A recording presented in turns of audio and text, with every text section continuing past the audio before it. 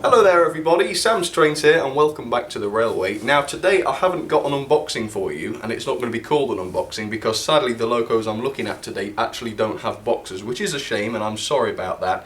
But otherwise it's going to be just the same as a normal review, except I'm not going to be able to do the unboxing part.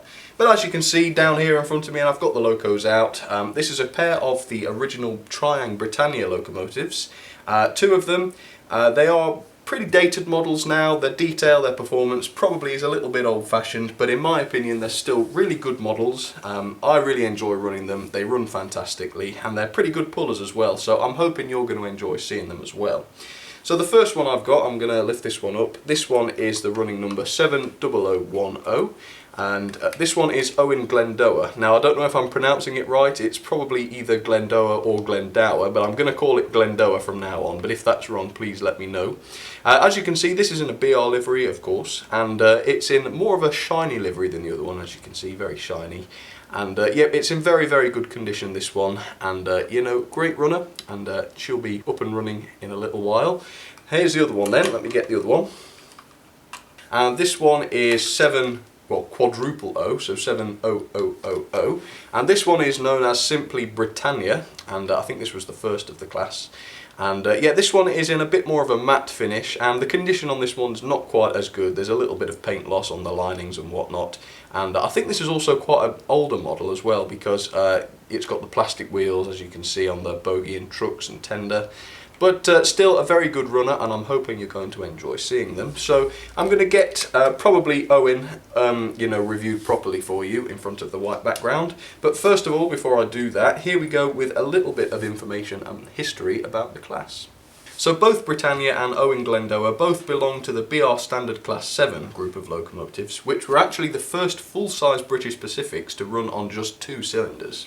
When introduced in 1951, the class was intended to replace the older classes of locomotives, such as the Royal Scots, the Castles and the Light Pacifics. Key to their success was the fact that they were extremely cheap to produce, easy to maintain and extremely capable locomotives. Britannia was the first of the class, built in 1951, and she still exists today alongside Oliver Cromwell, which was the only other Class 7 to be preserved.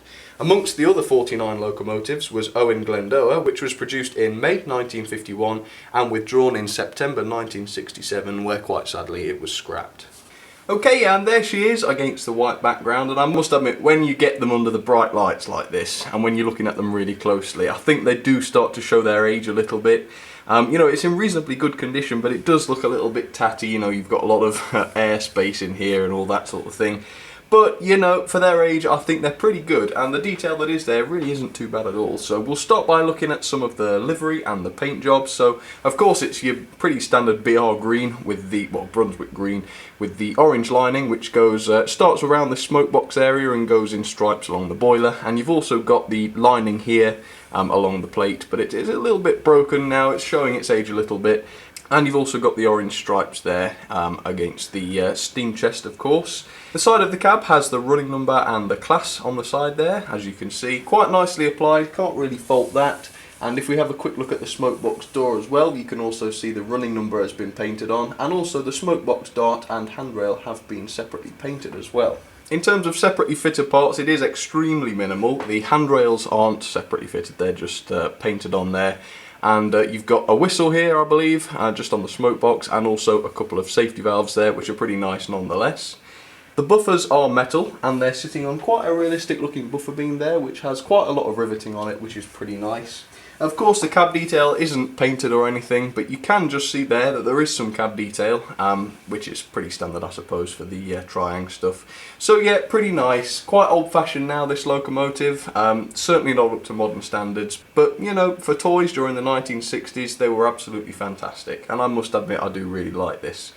The tender is, again, pretty similar. It's got quite a lot of riveting on it, quite noticeably, so the detail isn't bad there.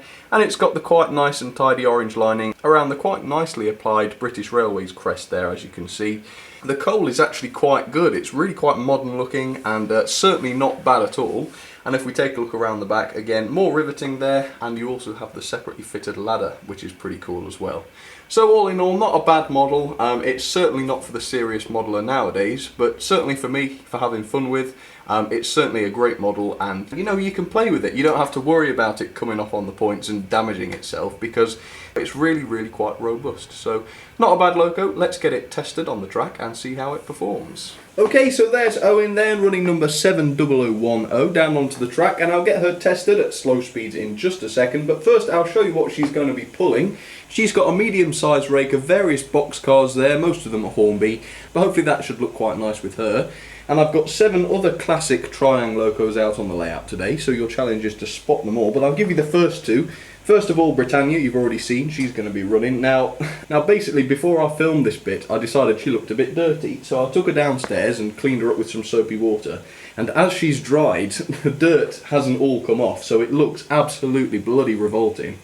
So I'm really sorry about that. I should have probably just left it, but after I film this, I'm going to, you know, clean her off properly and see if I can't get that off. If not, I might just have to bite the bullet and buy a new body, but I'm not too sure. But yeah, sorry about that. Hopefully it won't be too noticeable while she's running.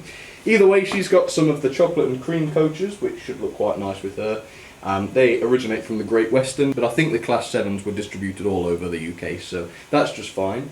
On the other line then, I'll give you this one as well, because this one's running as well. This one's Princess Elizabeth, which is an 8P by the BR, and she's got a set of blood and custard coaches, or orange and blood coaches, whatever you want to call them, because they're the sort of Triang style ones. But yeah, 5 other Triang locos hiding on the layout today, so yeah, see if you can name them all. Anyway, let's get this Owen Glendower tested. So here we are then, a little bit of slow speed performance. That one's forwards. Now this has got a smoke generator in it, but don't hold your breath, because you're not going to see any smoke. Least of all, get your lungs damaged by it, so yes, don't hold your breath. It's not bad, but it has to be going at top speed, really top speed, for you to see the smoke. And then of course at that stage the smoke is just blown away by the speed of us, so yeah, not all that good, but I believe she still does have the smoke generator in her. So there we go, that's a little bit of, I don't know, soul-destroying slow speed performance.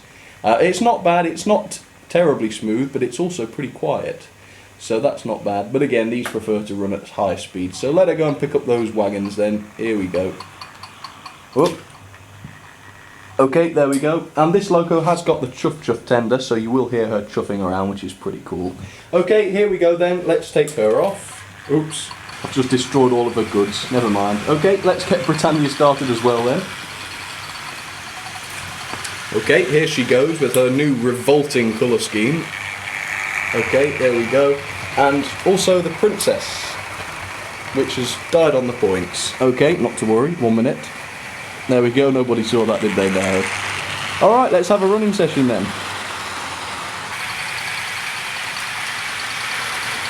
Yep, she's certainly looking good.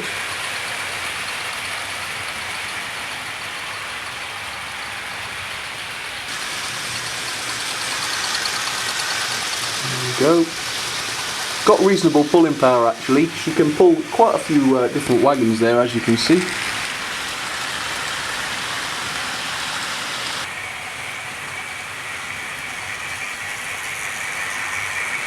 There we go. And lots of coaches there with that old Triang one. Very good puller, that one is. The Princess, of course, looking gorgeous. And Owen with her freight. Sounded strange saying that. Should have been with his freight, but no. Okay.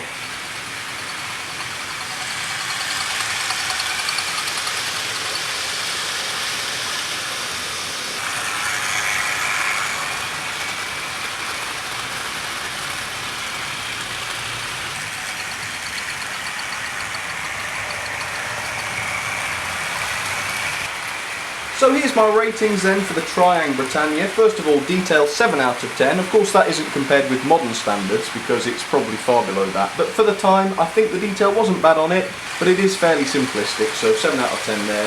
Performance 7 out of 10. They've got reasonable pulling power, sort of middle of the range, and not terribly smooth at slow speeds, but again, certainly not bad for their age. Character, 7 out of 10. The Britannias, in my opinion, don't have massive character. You know, they came towards the end of the Steam era and they were really built for performance rather than looks. But they're not bad, certainly not bad. Build quality 9 out of 10. They are very simple models, so it's very unlikely that you'll break them by mistake. Value, I paid about 30 quid a piece for mine, which really isn't too bad, so 9 out of 10 there, which gives us overall 7 out of 10. Not a bad model, not for the serious modeler, but just fine if you want to have a bit of fun.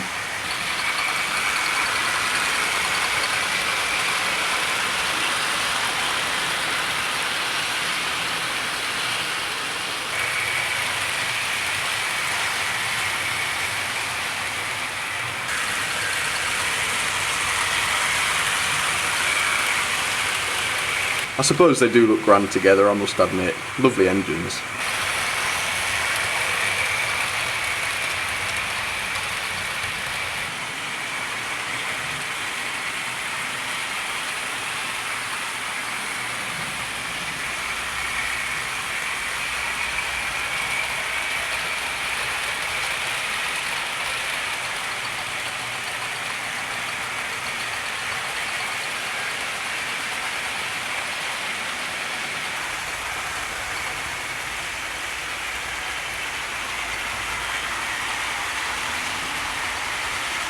Alright then everybody, well that should just about do it for today's review of the Triang Britannia locomotives. I do hope you enjoyed it. If you did, please feel free to leave the video a like or even a comment, because I do love it when you get in touch, of course.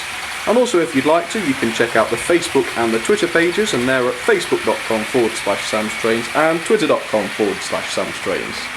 Also, if you want, you can send me your photos or drawings to samstrains@outlook.com, and I'll print them off and put them up in the railway room for you, and you might just see them. But that should just about do it for now, so thank you very much for watching once again, and I'll see you all very soon. Cheers everybody.